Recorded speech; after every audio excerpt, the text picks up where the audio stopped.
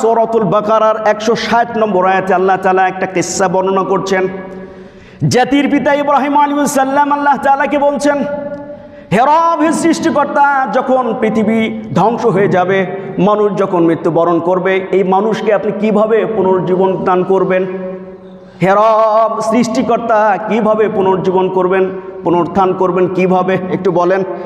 আল্লাহ তাআলা বলতে, ওয়াইদ ক্বালা ইব্রাহিম রব্বি আরিনি কাইফা তুহয়িল মাউতা, কিভাবে আপনি উত্তোলন করবেন, কিভাবে তাকে আপনি পুনর্জীবন দান করবেন, তাকে জীবন দান করবেন কিভাবে?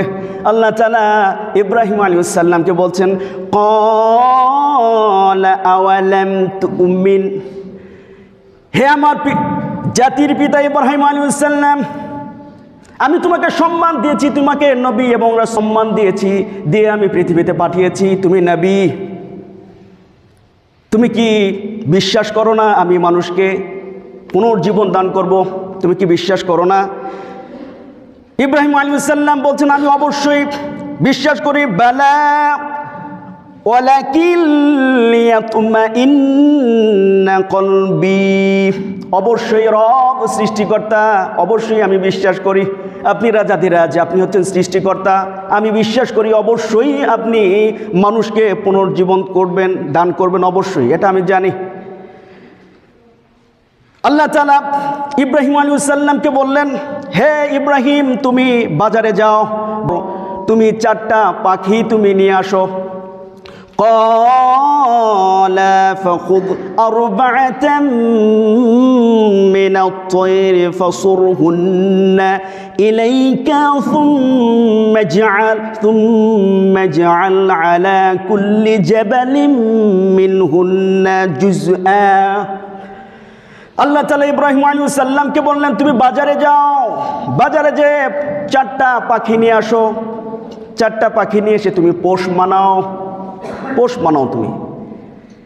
ইব্রাহিম আলাইহিস সালাম আল্লাহ তাআলার এই কথা শুনে বাজারে গেলেন, 4টা পাখি নিয়ে আসলেন, তিনি পোষ মানান। পাখিগুলোকে যখন পাখি যেখানে যেতে বলে ইব্রাহিম আলাইহিস সালাম সেখানেই যায়।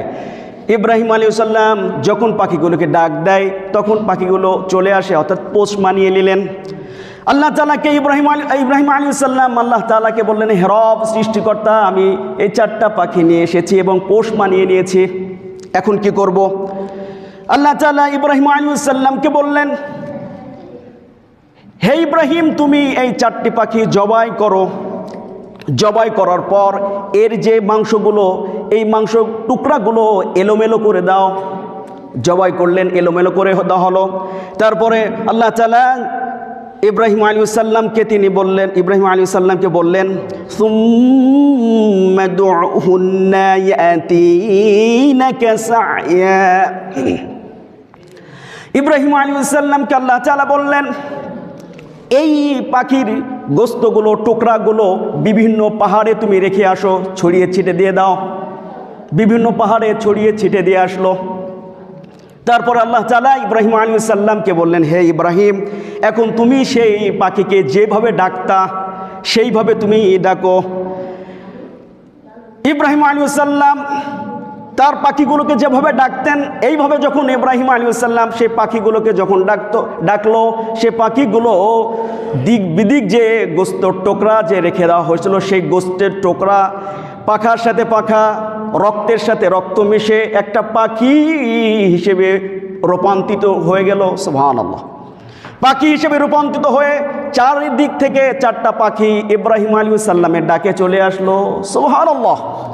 আল্লাহ তাআলা এই কথাই বলছেন, হে ইব্রাহিম, এই যে পাখিগুলোকে যেভাবে আমি জিন্দা করলাম, ঠিক এইভাবে আমি মানুষ যখন মৃত্যুবরণ করবে, মানুষ যখন দুনিয়া থেকে চলে যাবে, যখন মানুষ বারজাখের জগতে যাবে, কবরের জিন্দেগি যখন চলে যাবে, তখন তাকে আমি এইভাবেই পুনর্জীবন দান করব।